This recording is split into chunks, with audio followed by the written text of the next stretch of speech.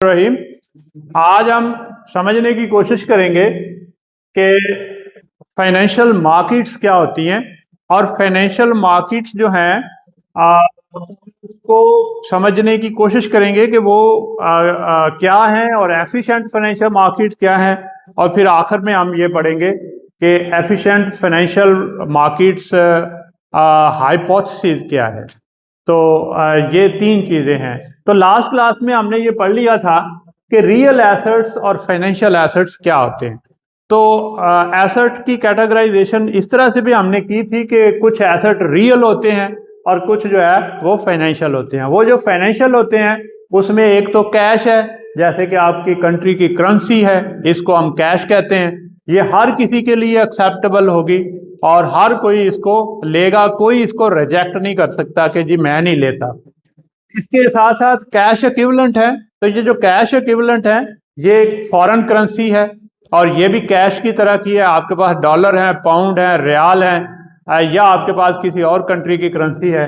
तो marketable securities हैं और ये मार्केटेबल सिक्योरिटीज में शेयर्स हैं, बॉन्ड्स हैं, टी बिल्स हैं, कमर्शियल पेपर हैं और इस तरह की जितनी भी सिक्योरिटीज हैं ये मार्केटेबल सिक्योरिटीज कहलाती हैं। फिर आपके पास रिसीवेबल्स हैं, account receivable.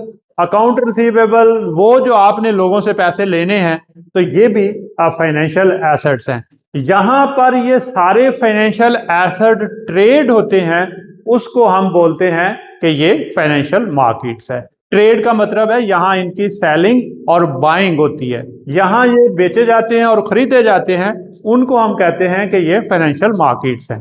Financial market efficient कब होती है? फाइनेंशियल मार्केट एफिशिएंट होती है जब information is free and fast हो। इंफॉर्मेशन अगर फ्री है सबके लिए, उसकी कोई कास्ट नहीं है, और फास्ट है, तो ये एफिशिएंट मार्केट की एक अलामत है। इसी तरह से इन्वेस्टर रैशनल होते हैं। इन्वेस्टर जो है वो इडियट डिसीजन नहीं करते, वो ही डिसीजन करते हैं जहां उनको फायदा है। कोई ट्रांजैक्शन कास्ट नहीं है और प्राइस एडजस्टमेंट इमीडिएटली होती है। नो मोनोपोली है, यानी मोनोपोली कोई नहीं है, और लार्ज नंबर ऑफ इन्वेस्टर्स हैं और इन्वेस्टर लार्ज नंबर में हैं। ये वाली जितनी भी आपकी जो अजम्पशंस हैं, जिनमें ज्यादा होगी वो ज्यादा एफिशिएंट होगी और जिनमें कम होगी वो एफिशिएंट कम होगी। दुनिया में कोई मार्केट ऐसी नहीं है जो 100% एफिशिएंट हो, लेकिन ये एक आइडियल कंडीशंस है, इसको हम फॉलो करेंगे। जो मार्केट इसके करीब होगी, जितनी ज्यादा करीब होगी उतनी अच्छी होगी, और जो इसके करीब नहीं होगी वहां पे फिर रिस्क होगा और वहां पैसे खर्चने और वहां इन्वेस्टमेंट करनी जो है वो मसला होगा। तो इसकी फिर आगे तीन फॉर्म्स हैं। एक है efficient market hypothesis.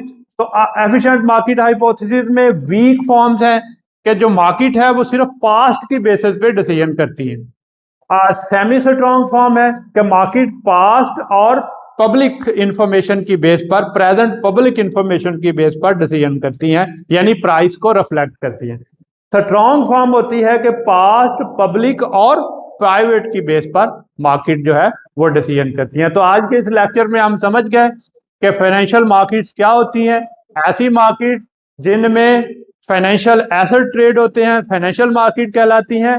Financial market efficient कब होती हैं?